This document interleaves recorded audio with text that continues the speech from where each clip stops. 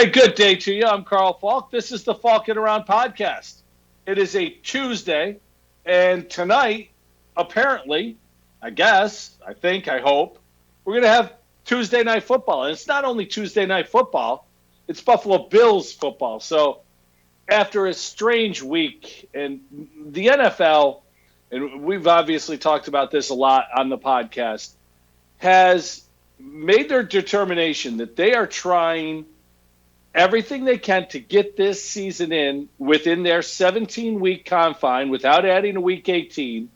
They do have a week built in between the Super Bowl and the championship games. Traditionally, the Pro Bowl is played there. If the Pro Bowl isn't played this year, there's going to be like 7 people pissed off. So that's the 18th week of the season there if needed. You put an 18th week in at the end of the season to make up games you aren't able to refinagle the schedule and make things work that way. And in doing so, you slide all the playoff games back 1 week, collapsing that 2-week interim period between the championship games and the Super Bowl down to 1 week, and you've got that. So the NFL has got that in their back pocket. And I've read a lot of people say there is no contingency. To me, that's their contingency. If need be, and they have to go back a week further, if you think about it, traditionally, the city that hosts the Super Bowl has a huge dilemma in that if anything were to happen, their hotel rooms have been sold out for years, all the things that have gone on to get that weekend, that Super Bowl weekend in whatever host city it is to happen, you can't move it. Well, this year, there likely will be very few fans, if any. Maybe a third of the stadium full. That means that the hotel room situation, the travel situation, flights, all the things that go along with it aren't that big a deal. So to move everything back another week to potentially go with a week 19. Again, I just explained how week 18 happens. To week 19, I don't think it's a deal breaker. The NFL is convinced they can get this in. I think the way they're handling things to this point has been pretty impressive. The fact that they're able to move around 8 different games, essentially. 8 teams were affected by how they moved things around. The Bills, of course, were caught in the eye of the storm that is the Tennessee Titans COVID outbreak. But tonight in Nashville, the Bills and Titans are going to play. And then Sunday, the Bills will play the Chiefs. Of course, the Bills were supposed to have played the Titans Sunday, and then the Chiefs on Thursday Night Football. Tonight's Tuesday. We get Tuesday Night Football. We don't get Thursday Night Football. That's okay. Is what it is. And many people are saying, well, the Bills got a disadvantage now because of the fact that they're on a short week to play the Chiefs, whereas the Chiefs have a full week to play the Bills. Well, the Bills also have the advantage of a little bit longer rest in between tonight's game and being able to fully practice, where the Titans, who have not been able to get in their facility because of their positive COVID tests, they have not. So this season isn't about fair. It isn't about equitable. It's about we got to get it in. And, if you look at what's gone on in the other sports since COVID happened, the bubble worked for both basketball and hockey, and we're going to certainly talk about LeBron winning his 4th. But the fact that they worked in a bubble was incredibly impressive. Baseball decided an opposite approach. And what was interesting to me about that is the struggles that they came up against early on with the Marlins and the Cardinals and a few other teams who were shut down. And now, baseball, you're able to make games up through doubleheaders, and you can't do that in football. You simply can't. But baseball got it in. They stayed the course, adjusted to what came up, and I think that has given the NFL their blueprint. All right, we saw what baseball did. They didn't overreact. They didn't pause the season. They didn't stop. They paused teams that needed to be paused. See the Tennessee Titans. That's what the NFL has done. And they move forward when possible. And the Patriots have been caught up in this as well. But tonight, the Bills and Titans will play. And as of a few minutes ago, WGR in Buffalo reporting no new positive tests this morning for the Titans, so everything is a go. This is going to be an important football game. You take The lead up is all about the COVID and the scheduling and all those things. But if we start to look at the reality of tonight's football game, the Bills and Titans have played over the last couple of years some very close football games. And these two teams seem to be very similar. The Bills have won 3 of the last 5, but the Titans have won the last 2. And every one of those games was a one-score game. So I anticipate again tonight a very close football game, one that could go either way, and one, frankly, that I think the Bills have to look at as extremely important. The Bills play the Titans tonight. Titans are 3-0. They play the Chiefs on Sunday. Chiefs, coming off a loss to the Raiders, are 4-1. Those two teams, along with the Ravens, along with the Steelers and Browns, that's the strength of the AFC. And when it comes down to it, the Bills are 4-0. They have big aspirations. Those aspirations are going to include potential tiebreakers. Now, what I do think is going to happen is that the NFL may adopt a bubble system for their playoffs, which I know many people in Western New York will not like. But I think to make sure, because once they get to the playoffs, cannot have COVID moving games around. It can't happen. So I believe a bubble system will be in place for the playoffs. One city gets the AFC, one city gets the NFC, and then obviously on to Vegas for the Super Bowl. That won't change. But I think that's what's going to happen to ensure that the playoffs aren't COVID affected. That said, these tiebreakers are still extremely important. With the additional playoff team added this year, there's only one bye this year. So you look at the Bills-Chiefs, the home field may not mean as much because you're not going into Arrowhead or playing at, what are we calling it now? Carl Stadium? No, Bills Stadium. Bills Stadium. Very inventive by the Pegulas there. Too bad they couldn't sell it to somebody for naming rights. Can we call it Ralph Wilson Field, please? Thank you. Ralph Wilson Field would not be the same without fans. Arrowhead won't be the same without fans. Baltimore, all these great, Pittsburgh, all these great home fields, not going to be the same. And even, Pittsburgh let some people in last week. You're getting a third of the people in. All of these things aren't going to be the big home field advantage. Now, you may get a weather game, and maybe that's where an advantage comes in. But I still think the tiebreaker portion is very important because of matchups. And think about it. Last year, the Titans go into Baltimore. It's a bad matchup for the Ravens because if the Titans get the lead, they pound that big horse in Derrick Henry and take Lamar Jackson out of his game and force him to play a different game. That's what happened. It was a bad matchup for the Ravens. So tiebreakers create matchup issues, and tonight's game is a huge tiebreaker situation, and so is Sunday's in a different way against the Chiefs. The keys to tonight's game, to me, are very simple for the Bills. They got to keep it rolling with Josh Allen. He has been so good early on in this year. Let's hope that the last week the focus hasn't shifted, and that's the one thing I worry about with the Bills. This has been a strange week. Practice interrupted, no practice on Friday. Are we going to play? We're not going to play. We might play the Chiefs. All of these distractions, how do they come out tonight? How do they come out of the gate ready to play? And how does it affect Josh Allen? He's going against a very good Titans defense. And with the loss of Matt Milano, who will not play, and I've said it a few times, Milano, in my opinion, is the Bills' best defensive player, most important defensive player. He is going to be a key loss tonight because Derrick Henry. If Henry gets going, the Bills are in trouble. And the key to me is Josh Allen playing his game. If the Bills fall behind, and they've largely played from in front all year, if they fall behind, they don't need to panic. They have the ability to score. The one thing the Bills haven't shown the ability to do is finish an opponent when you have them down big.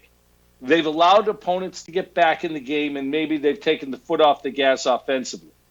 This is a learning experience for a young team and, frankly, an inexperienced head coach and offensive coordinator. I say inexperienced. They've been around a couple of years. McDermott's 4th year. They haven't been through these big games time and time again.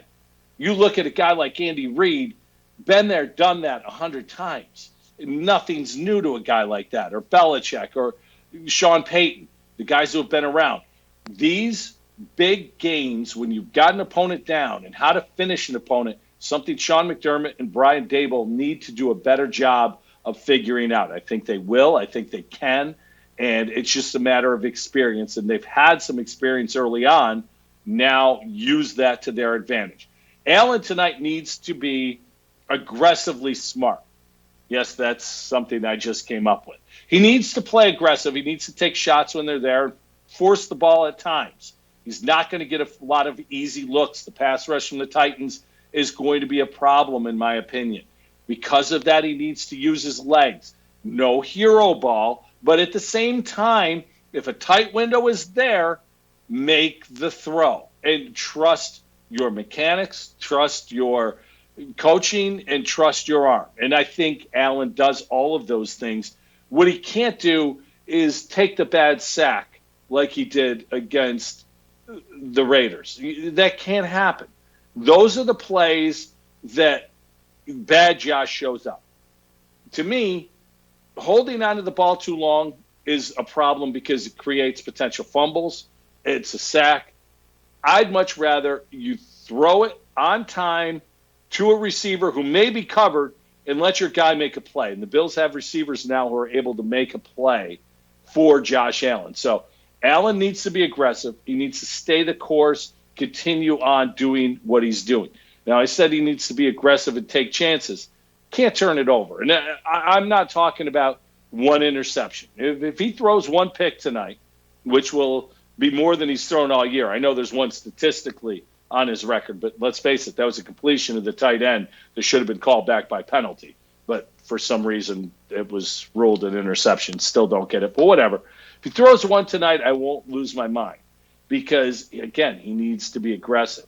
But what can't happen is the fumble. When you're escaping the rush, take care of the football. When you're running the ball, take care of the football. Motor Singletary had 2 fumbles in one game last year, 4 overall.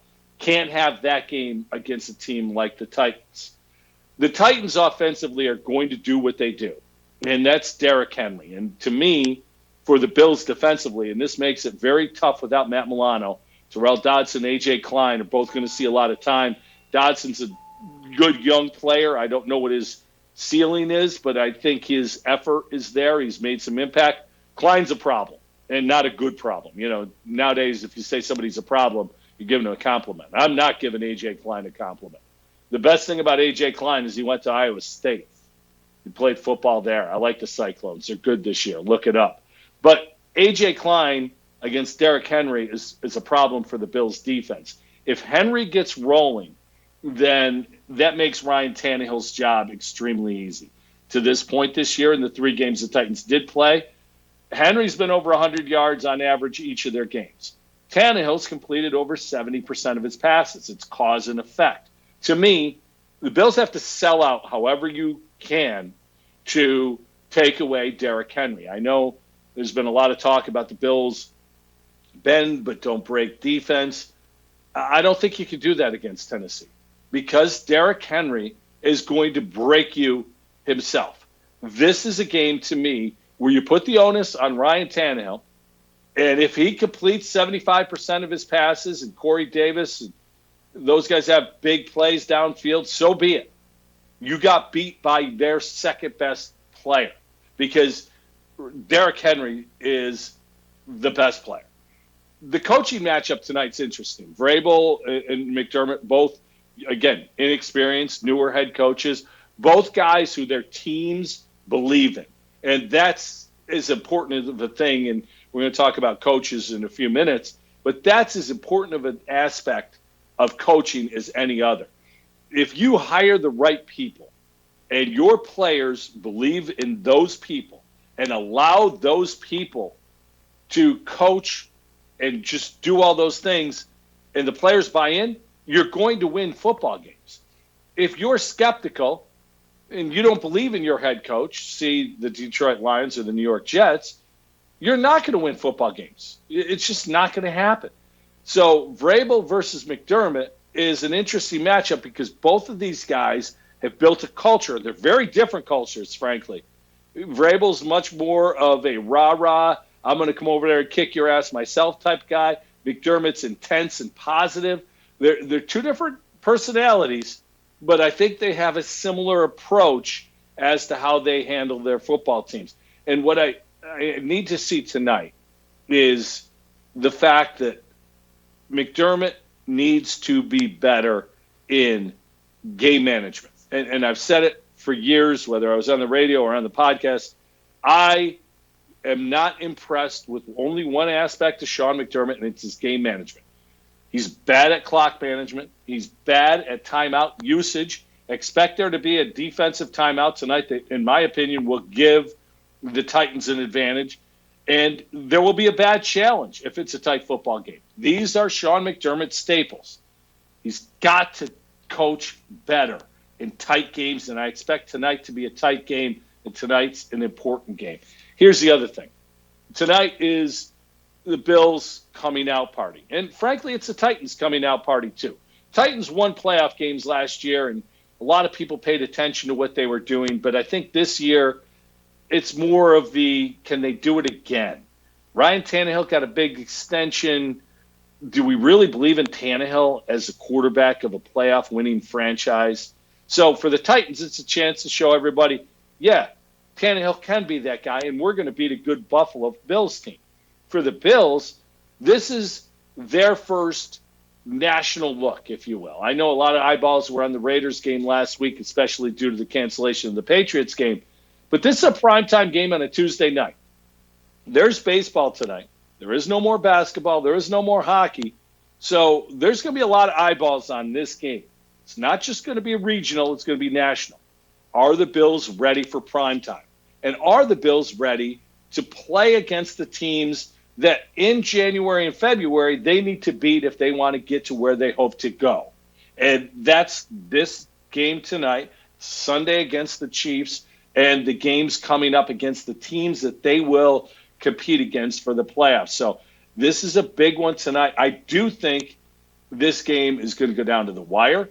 I expect it to be a mid-20s game. I don't think it'll be in the 30s. If it's in the 30s, frankly, I think the Titans win. I think if either team gets to 30, I'm looking at the Titans 27-24 tonight over the Bills. Hopefully I'm wrong by that, but I just don't see, without Matt Milano, how the Bills can slow down Derrick Henry. And if that's the case, if Henry gets off, then I expect Tannehill to absolutely come up big and make a couple big plays down the field to loosen up things, because the Bills' pass rush has not been where it needs to be.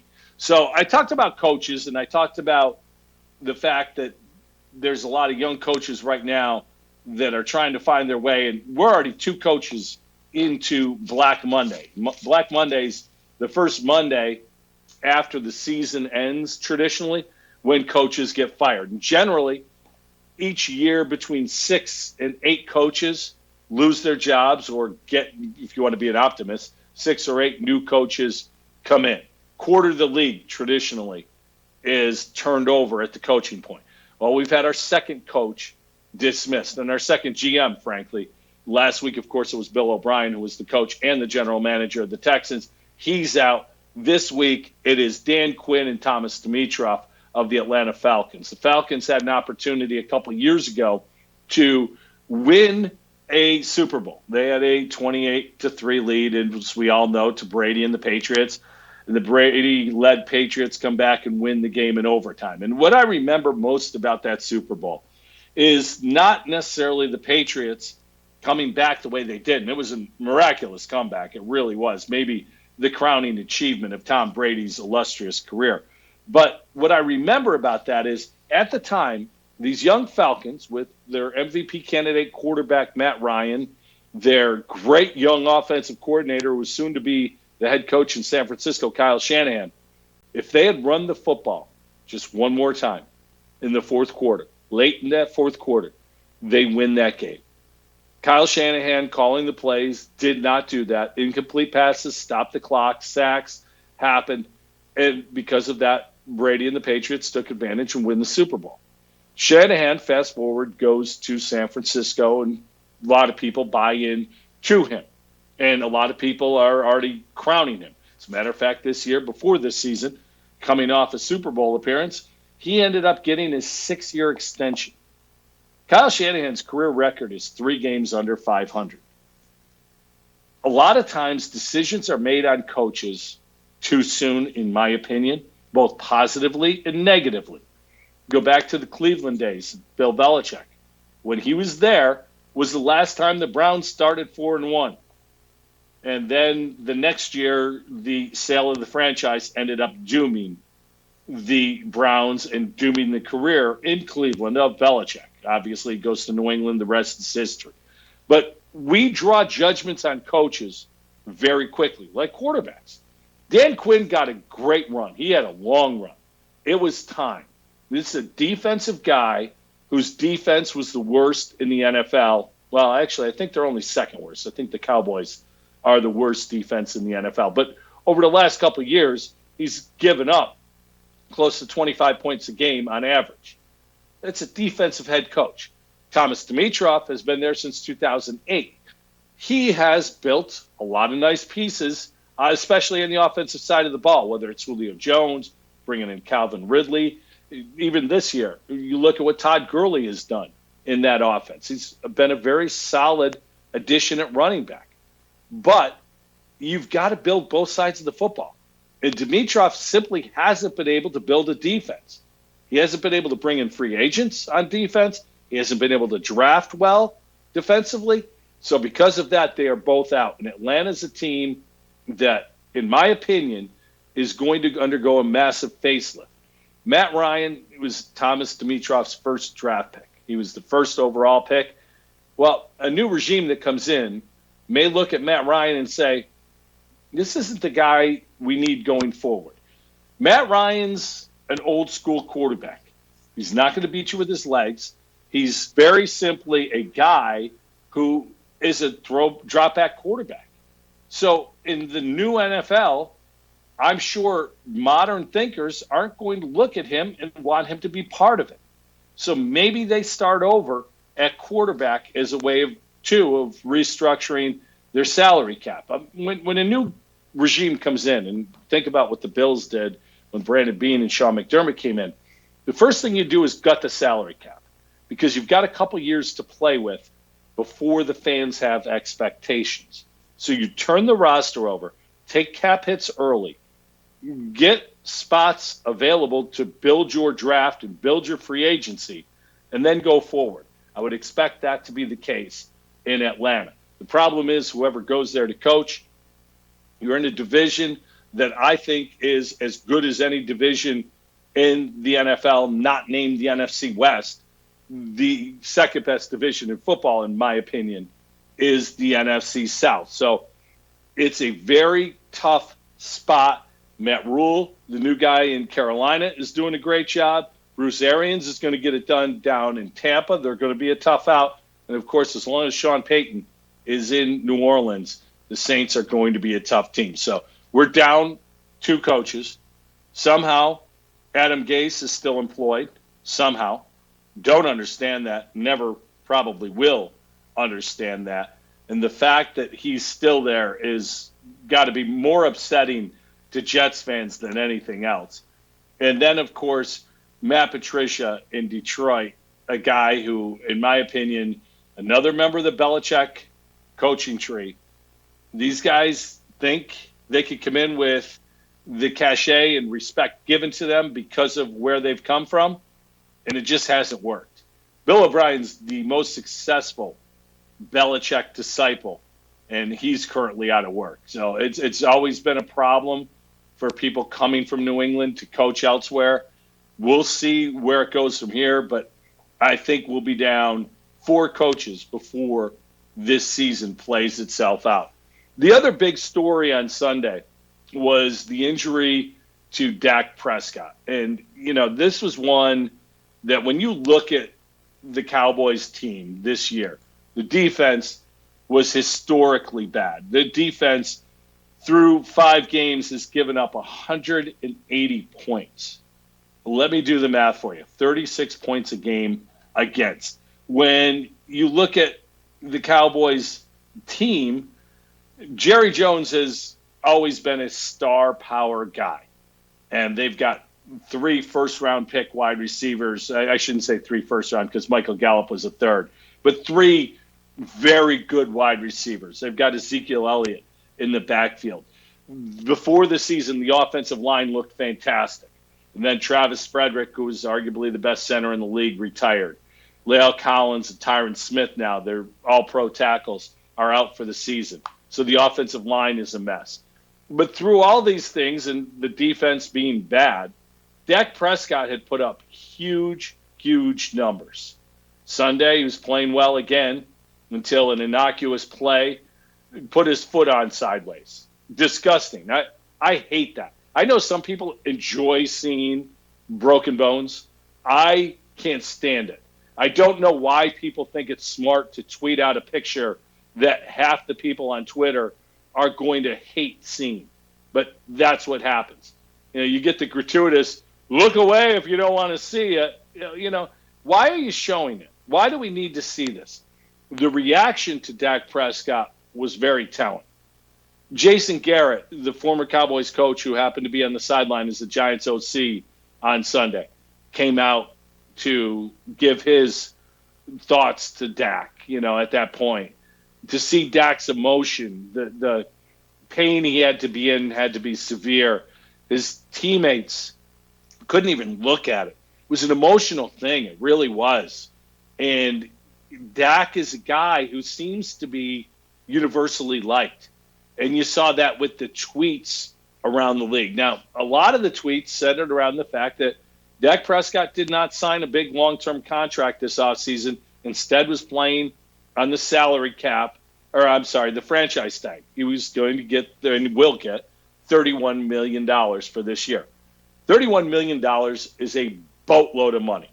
It is generational money. It's a lot of money. And I read, people talking about the fact he was playing on a franchise tag. So what? He got $31 million this year. Okay, I agree with that. He did, and that's a ton of money. But he also didn't get $120 million or $80 million guaranteed, like a lot of other quarterbacks around the league are going to get or have gotten. Dak Prescott didn't get that. As a 4th-round pick who played out his rookie quarterback, he only made a couple $1 million on that contract.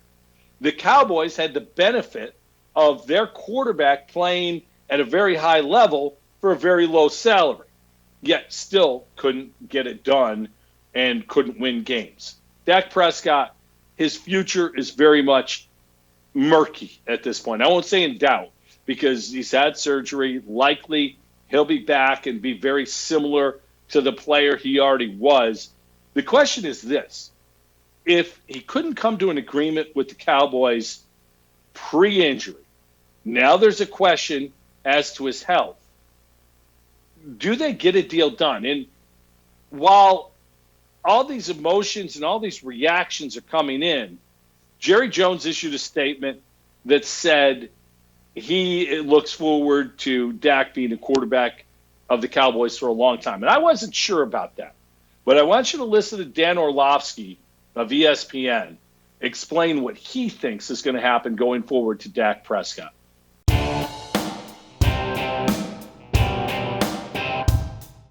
I don't think there's any chance that Dak Prescott plays anywhere else but Dallas next year. And I would not have said that Saturday. On Saturday, I would have said, see what happens with the season. The expectations are really high.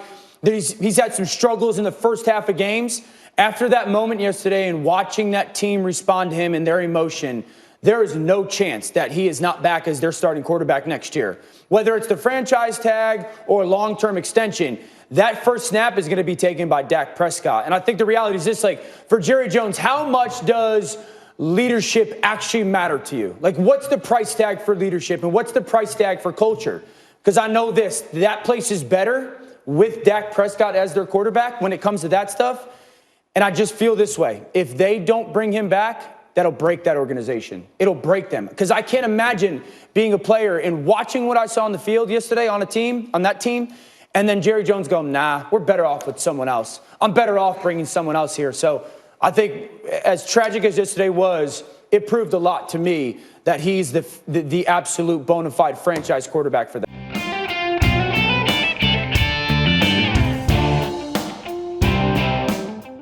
Before I react to what Dan Orlovsky said, I got to point out that two guys who never shut up, and in my opinion, I never want to hear them speak again, Mike Greenberg and Rex Ryan, both had to shut up and listen to an intelligent man speak for about a minute. That had to be incredibly painful for those two guys. But they make a lot of money and get to talk a lot on ESPN, so good on you. They're winning. Look, Dak Prescott, I think his character, I think his person may be better than his quarterback. His quarterback is very good, better than I had anticipated him being, much better. Nobody saw Dak Prescott when he was drafted in the 4th round as a guy who was going to be a franchise quarterback. Otherwise, he would have been drafted in the 1st round. But he has become that. Question is, does Jerry Jones cave in to Dak and give him the money that Dak thinks he deserves? Or does Dak now look at this injury and maybe say, you know what, I need a little bit more security. I'm going to take a little bit less, maybe overall, and some guaranteed to get myself a little more security in case of an injury. So we'll see what happens with that. Justin Herbert, speaking of quarterbacks, looks really good. If you watched the Monday night game last night, 4 touchdown passes for the rookie from Oregon. This is a guy who I think is the new modern NFL quarterback. He's a lot like Josh Allen. He's inaccurate, and the last 2 throws of the night were behind receivers, including the 4th down one was forced the receiver to make an adjustment, Mike Williams, that didn't allow him to get the 1st down. But he's got his legs are better than you'd think. His ability to throw the ball a long way. He's raw, but he's exciting. And I think the Chargers have their quarterback of the future already. It was impressive what he did last night, even though his kicker screwed them. And it seems the Chargers, it's always the kicker, isn't it?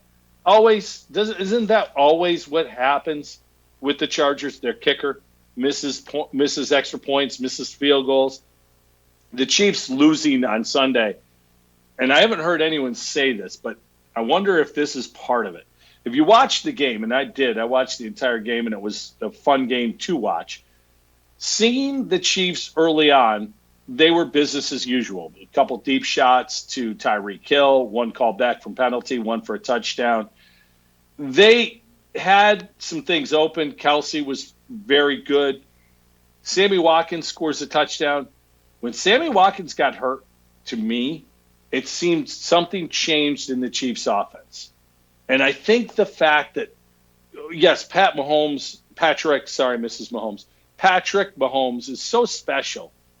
But I also think the fact that you have Kelsey, you've got Hill, you've got Hardman, they all bring different things. But having Sammy being a route runner has been a huge underrated part of this offense. When you took that out Sunday, things changed.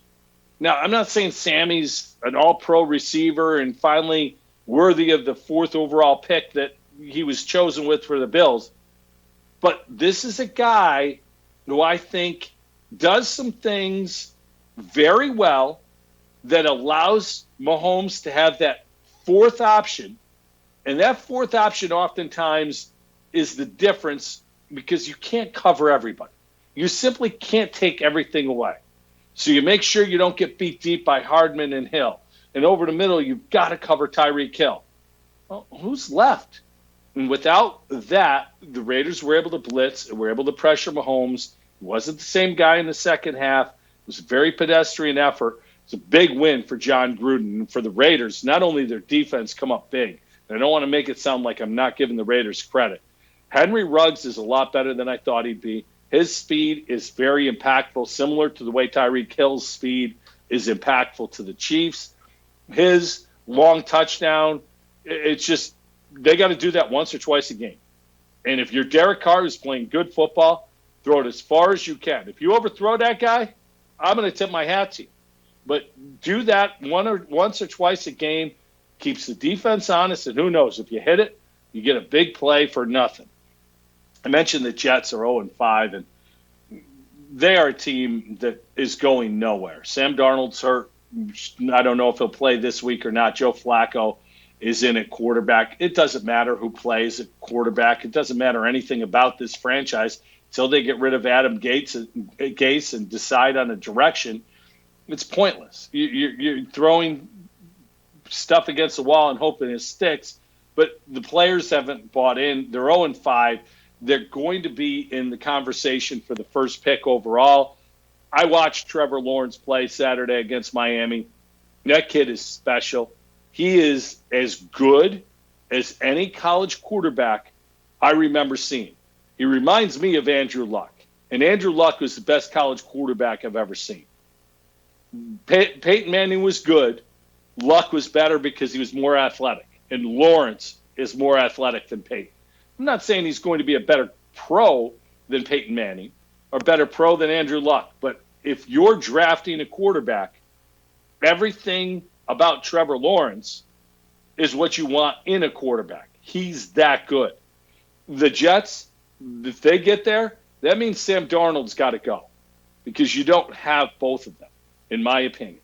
You could have Sam Darnold there for a year to tutor, but I don't think Sam Darnold knows enough to tutor anybody. So trade him.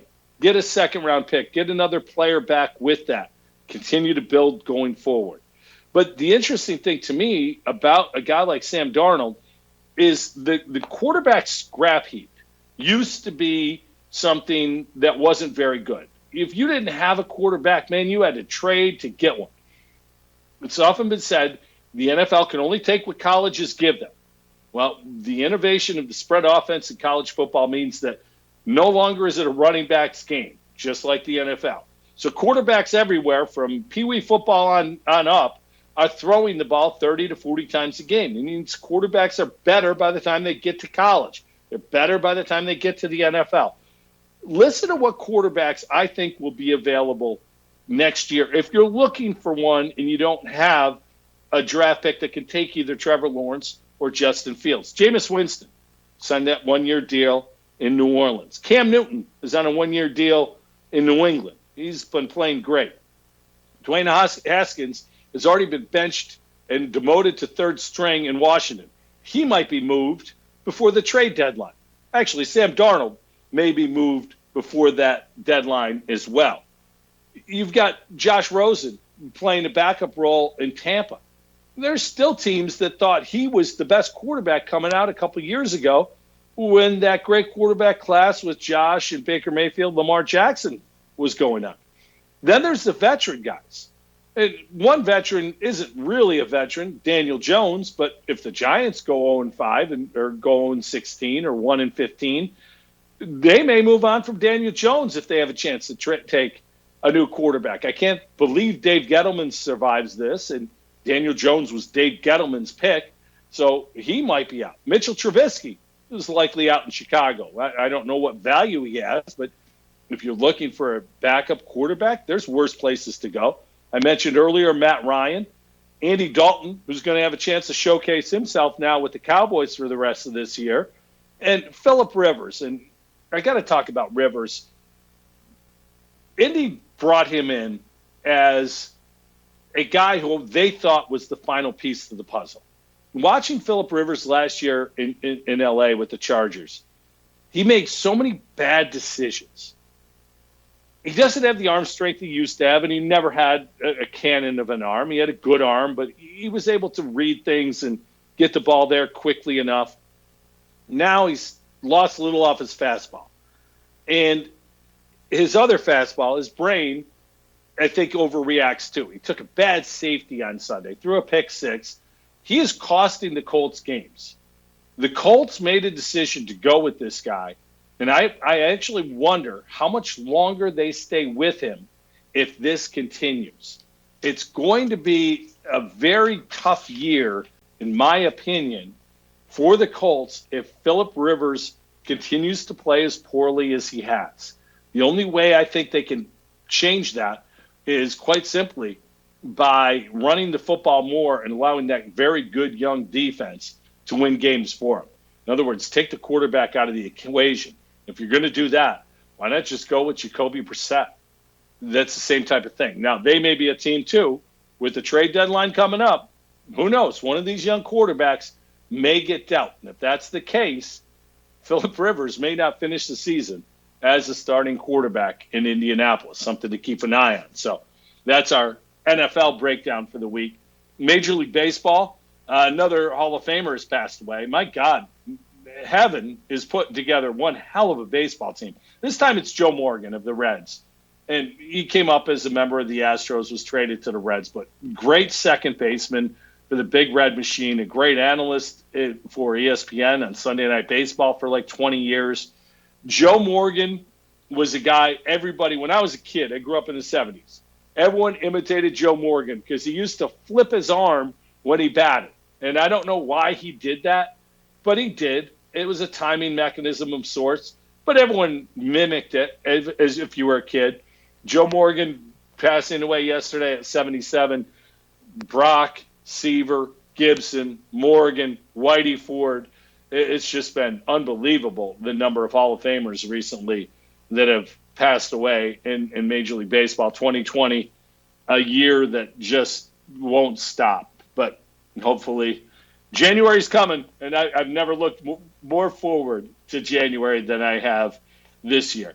The Braves have been what they were all season, a very good baseball team. Max Fried last night shut down the Dodgers offense. Fried's a very good young lefty. Freddie Freeman, one of my favorite players to watch, hits a bomb last night in his first at-bat. They got another home run later on.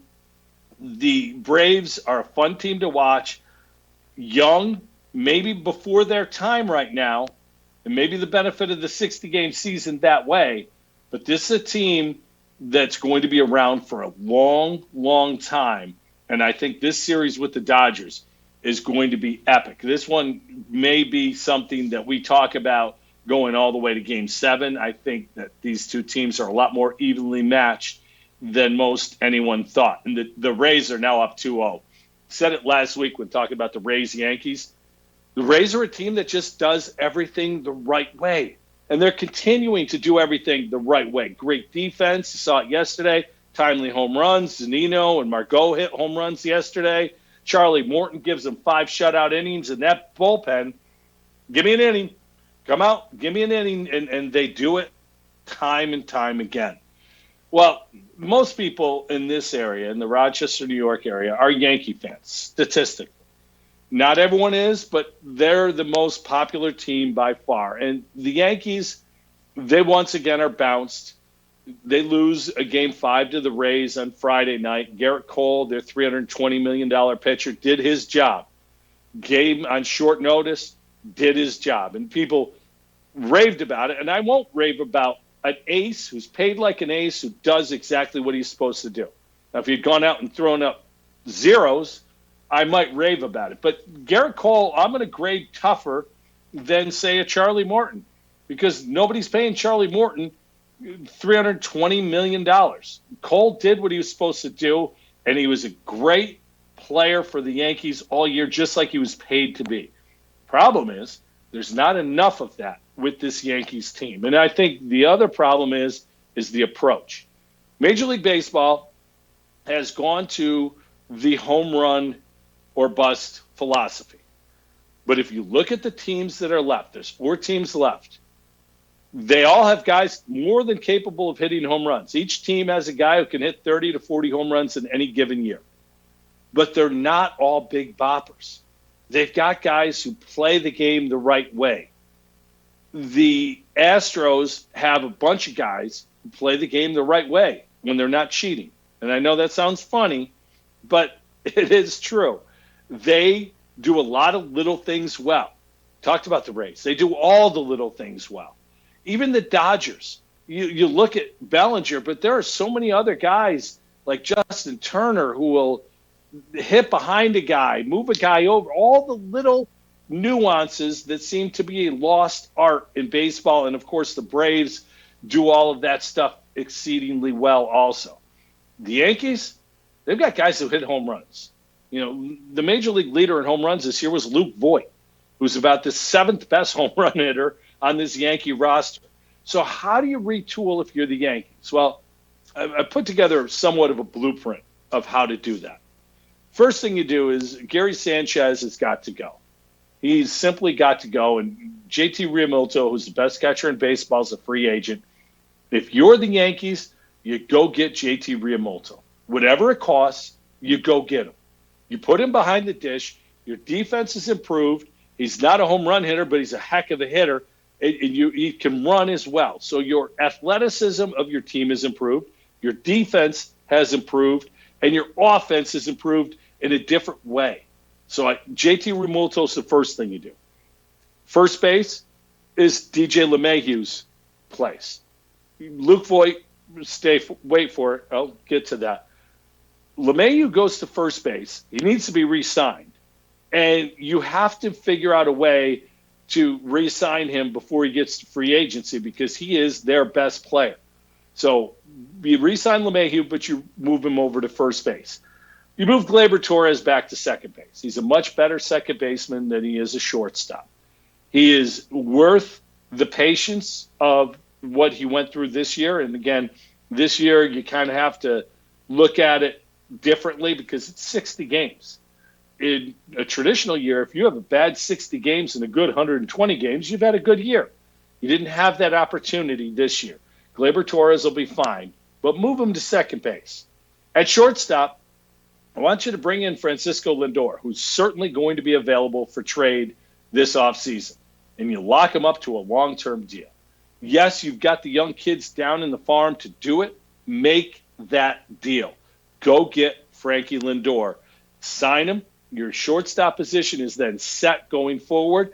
Gio Urshela at third base. Now all of a sudden you've got a very good infield defensively as well. We already improved the catcher position defensively. I just improved the infield position as well. In the outfield, left field, you're not going to like this, but is Giancarlo Stanton. He's not going to be tradable. Still owed something like $210 million for the next 7 years. He's going to be there. Center field is Aaron Hicks. He's still got about 8 more years left on that bad contract with him. He's a very good defensive player. He's had some timely hits, but he's such an all-or-nothing player offensively. I just don't think he's the best case scenario.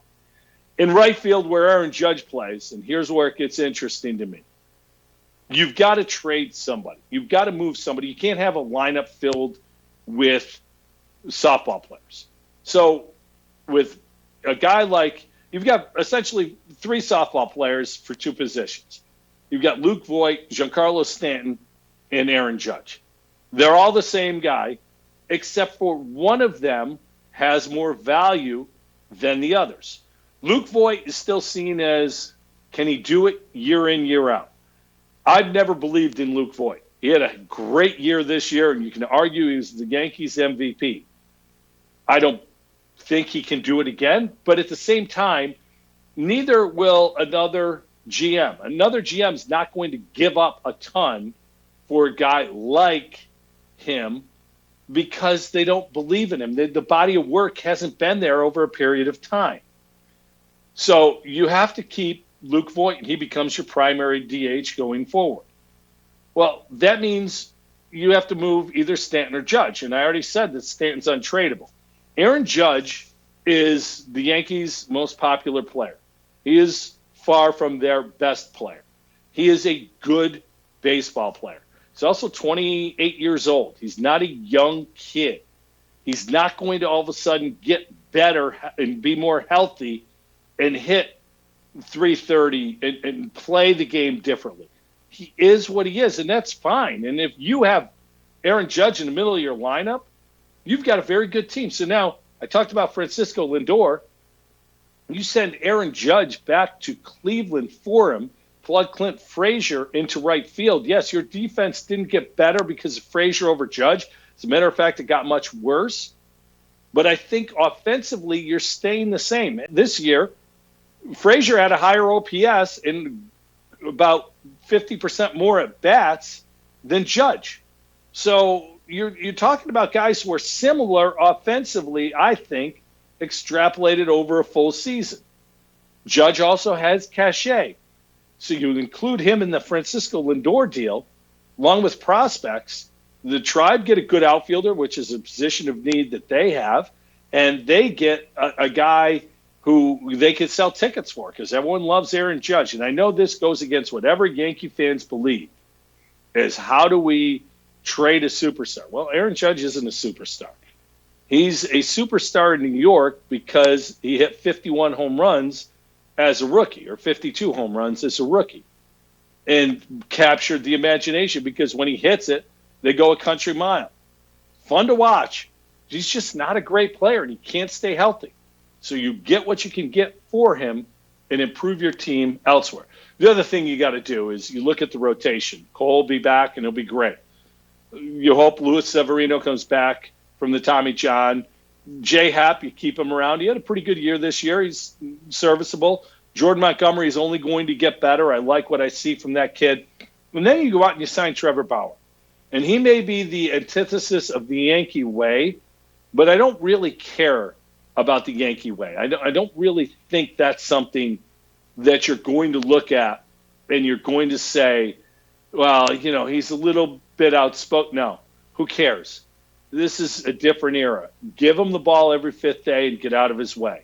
He's a very good pitcher. And I think having the money now freed up from Masahiro Tanaka's albatross of a contract, that's just a horrible deal. And one that, if he hadn't hurt his elbow, probably would have been a great deal. But it's been a bad deal over the last couple of years. He just hasn't been worth that money. Reappropriate that money towards Bauer, and you're able to get it done. So that's how I fix the New York Yankees. A little bit more interesting of a team, much better defensively, and younger and faster with guys like Lindor and JT Realmuto. I think it's a way to get back to where they think they belong. It's been since 2009 now. It's been a long time since the Yankees have been there. All right, next up, I can't believe I got to do this. I got to say something good about the Buffalo Sabres. The Sabres shocked the hockey world in the midst of signing guys that are going to play on their third and fourth line or maybe in Rochester, and looking at letting guys go who may eventually become good players elsewhere. They went out and signed one of the best free agents on the market. Taylor Hall comes over as one of the fastest skaters in the league. He was one of those guys who was a number one overall pick. Ralph Kruger, who coached him in Edmonton, was a huge part of why he came here. And, this kid, look, Sabre fans are desperate. They are desperate for a winner. They need somebody to believe in. Taylor Hall may be that guy. And if you think he may be that guy, listen to this.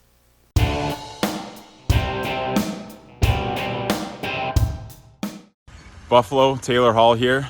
It's been a crazy past couple days for me, but I can't tell you how excited I am to be a Buffalo Sabre, and hopefully I get the chance to play in front of you great fans sometime soon. I was going to smash into a fold-up table for my intro, but it's probably safest if I don't. Hopefully we get back playing hockey again sometime soon, but until then, go Bills.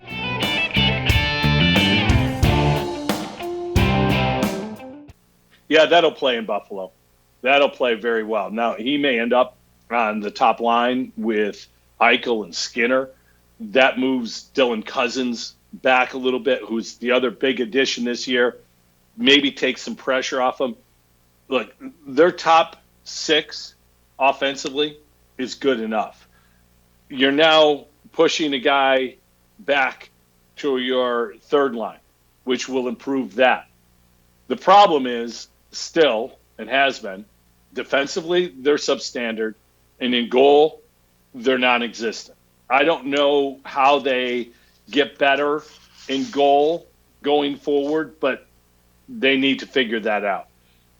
The thought of the Sabres making the playoffs seemed far-fetched, but maybe now, with another big offensive weapon and that speed is going to provide opportunities for those around them, maybe they sneak into the playoffs this year in spite of their deficiencies on defense and in goal. So good signing for the Sabres. LeBron James won his 4th title, his 4th playoff MVP. His 4th time winning a championship was different than all the others because of so many things. The Lakers get back there. I want you to listen to what LeBron said when he was handed the MVP trophy, and then I'm going to react to it.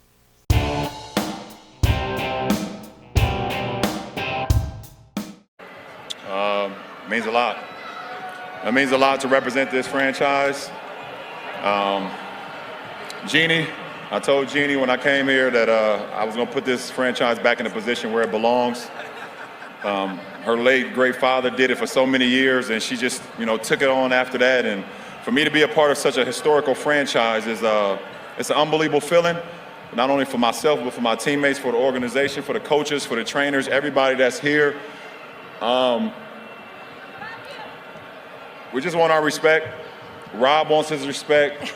Coach Vogel wants his respect. Our organization wants their respect. Laker Nation wants their respect. And I want my damn respect, too.